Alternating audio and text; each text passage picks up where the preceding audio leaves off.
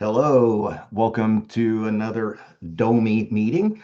There was only a couple people on, so they went ahead and jumped off. I am going to do a quick thing on seller net sheets today, be very quick. Um, and then I may do a quick review also on just different technologies. One thing we'd like to do is kind of find out what do people want? What do people need? I'd like to start doing at least once a week on these, or once a month, excuse me, something more IT related for everybody. But I don't want to be doing things that you already know or that's going to make you bored. So, kind of things that are relevant to the agents out there. So, but today I'm going to go ahead and share my screen.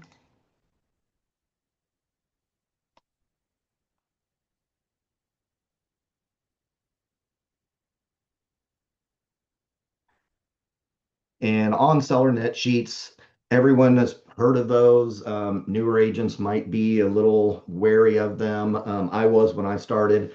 It's one of those things you have to have pretty close to being right. The tools I've used have done pretty well. I was pretty happy on quite a few that were within literally dollars of what the final Alta statement ended up being.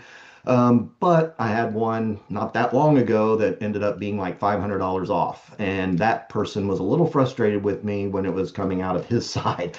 So it's one of those things you do have to be careful on. The thing I messed up on a little bit, and it was kind of on me, was what taxes were or were not paid. So that amount of taxes ended up being on his line. So, um, real quick on here, I am going to go at first to Barrister Title Services.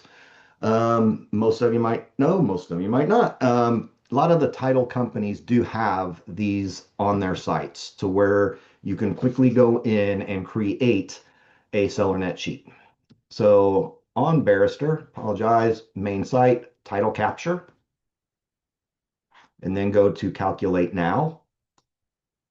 If you see up in the top right corner, I am signed in. There is no fee, there is no charge, but you do have to have an account to get to this. So you would just create an account and then be able to hop on. So property location, let's just say one here. It's going to say it should populate for me.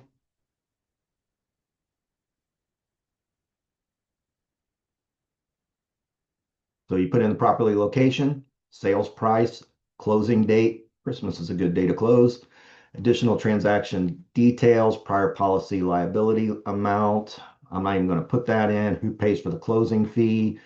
Normally, you're going to be a 50-50, but you can choose which of those it's going to be. So 50-50 split, loan payoff.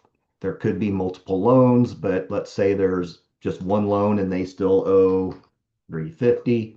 You can put that in there. You can also leave that blank. A lot of times you will not know how much someone owes on their loan. So if you do not know how much they owe on their loan, the easiest thing is to leave that blank, let them know, hey, here's your net sheet.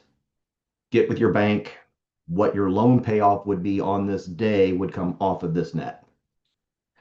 Then real estate compensation, you can do it by the percent,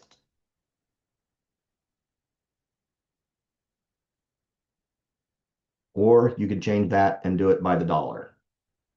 And then transaction fee. So if you have a transaction fee through your brokerage, you can put that in there as well.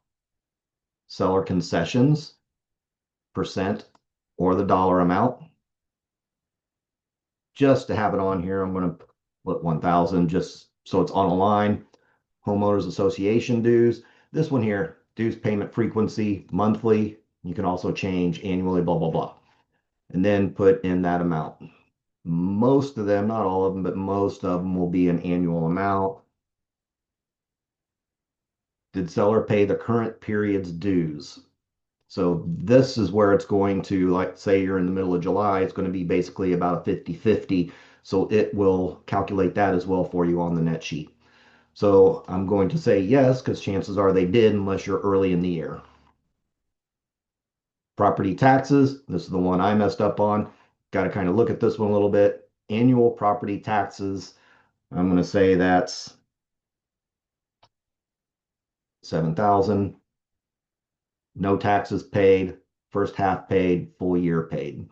So make sure you put in during this time period how much taxes have been taken out. Indiana is different than a lot of states where we pay in arrears. Not every state is like that. Obviously, whatever state you're in, you're going to have an idea for what you need to do on this line, but then just put in however much is there. If you wanted to err on the side of not being screwed up, then obviously if you say no taxes paid, that's going to be taking out more on this net sheet. Full year paid, and then any other thing you want to put in here, you can add other expenses. Name it out and put it on here. Um, some of the things there, if you're selling as is, it wasn't at the time of trying to get the person to list with me that I would put this. But if you're still some sellers are kind of wanting to keep up with where their numbers are going to be, let's say you've already done inspection and instead of having things fixed, they say, hey, we want a $4,000 credit. You could go ahead and put in here inspection credit $4,000, and that would change their new net sheet to show the new amount minus that 4,000, etc. Then when you hit calculate, see sales price was 300, seller net's the 304 227, and it has a full breakdown of all the expenses. And that's awesome because it allows you to look through them, review them, and see roughly where they're going to be at. So even if other things change, it's kind of nice to know closing fee, owner title insurance, title search exam. Always make sure your seller knows that this is not 100% accurate. It's never going to be 100% accurate based on the taxes and everything else that can change. Closing date changes this entirely. And when I say entirely, it might only change it by $5, $10, $100, but it will change it because it is basing the taxes and everything on that certain date. So once you have all of that, at least on this one, you can download it and then print it. We could just go right back and edit it and make changes to it if we needed to and come back. That is typically how, let's say you want to do one at 700, you could edit it, come back here, do one at 750, download that one, edit it, put in 800, edit it, and then you have that tiered amount that they can see roughly how much it's going to go. So if you go up 50, obviously you have the percents that are going to come out. So those amounts will change your net. And then the next 50 is going to change that amount about the same. So you can pretty much let them know. Now, if you go down 50, obviously it's going to go down that amount that's been changing on your net sheet. Calculate that again. So we're still at that 304. So that to me is how I typically do it because it has everything here for me. It is going off of this company's numbers, but most companies are going to be really close to the same. I'm going to come over here and show you Chicago Title. It's another title company that a lot of people would have. And coming through here, Net Sellers Worksheet, Math Made Easy. So Chicago Title also has a net sheet that you could work with. Now, because I already have one that I use and I've used a lot and it's been really good, I don't use Chicago Titles. And as you see, Math Made Easy, blah, blah, blah, access Premier Services or contact Chicago Title Sales Executive. So I have not signed up for the Access Premier Services because I don't need to. I already use a different one, but if you wanted to use one in your area, chances are you'll have to sign in for it. So, um, title companies, good way to do the net sheet. You can do them yourself. A lot of agents, especially ones with a lot of experience, prefer to do it themselves. Another thing that you can start doing now as well, let's go to ChatGPT and say, seller net sheet for sale of home 8917 Serpent Circle, Indianapolis, Indiana. Da, da, da. Price 700. Agent compensation 2.5%.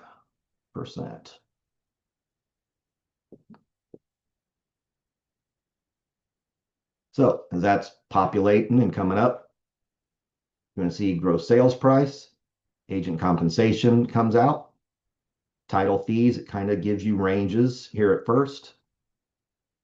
Estimated seller proceeds before mortgage payoff, because I did not put in the mortgage payoff. Estimated net to seller is right here. But then you can say add payoff of, ooh,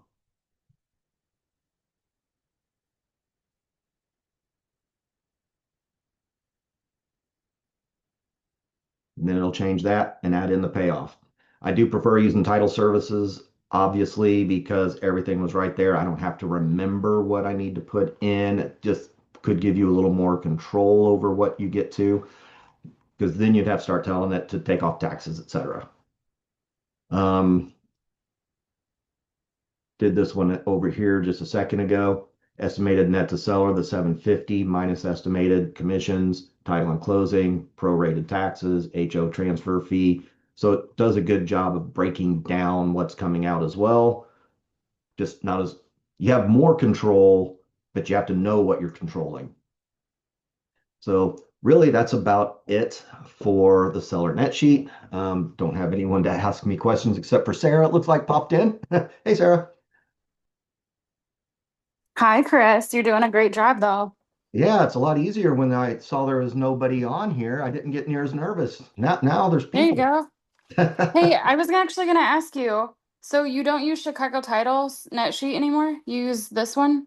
I have never actually used Chicago Titles net sheet. That just Barrister is the first one I ever used, so that's why I've Yes. always just stuck to it. Is it any money? Is it free to use? It's free to use. Will you do me a favor, Chris? Yeah, Will you email me this link for sure. the net sheet? So I want to see how it compares because I always use Chicago Titles and it's really annoying. So Oh, I'm open for a change. yeah. Like I said, I looked at a couple others, but I didn't want to sign up for Chicago Titles because this one has always seemed to work really well. Um, don't know if you're on at the beginning, but like I sometimes it's within a few dollars at the end when I get the Alta, as long as like things haven't moved, like closing dates and stuff like that. Yeah. But the one time it was off is because I chose taxes wrong, because Oh, it was my fault for making the assumption that he had paid the taxes, but he hadn't, because no. the sale was like right on tax day almost. So I just assumed because it was a little after tax day, he would have paid. So I marked it paid. I didn't ask. My fault. Should have. So Bummer. it Okay. not a big deal. He understood. He was a little frustrated that his net's now off $500. I'm like, well, you're the one that didn't pay your taxes. Well, being off $500 shouldn't really scare him, you know? Yeah, That's exactly. that's actually pretty cheap for taxes. I don't know where you lived, but And then another thing, just going to keep going a little bit here.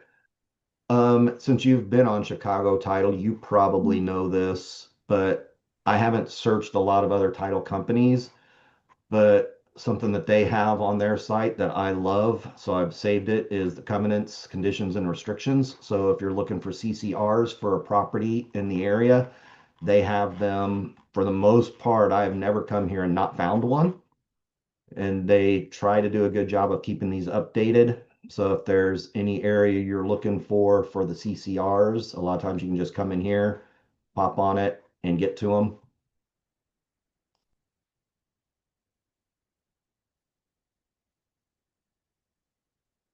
So it's kind of nice. If you, however many of you out there have Chicago Title or Meridian or any other title people that you like to use, maybe even do a quick discussion with them. Hey, on your website, what kind of things you have on there for the agents to help us a little bit. And some of these things are very helpful. So anyway, that's all I was really going to go over on the seller net sheets today. So everybody on the call with me, does anyone have any questions? Sarah? The only person here. Um, no, I actually, so I'm glad that you're doing this because I just talked to Candy about like our next sales meeting. I feel like I know we don't have a lot of new agents, but I could always use a refresher too, like explaining all the title fees and like I mean I'm glad that you're doing this because it kind of goes hand in hand.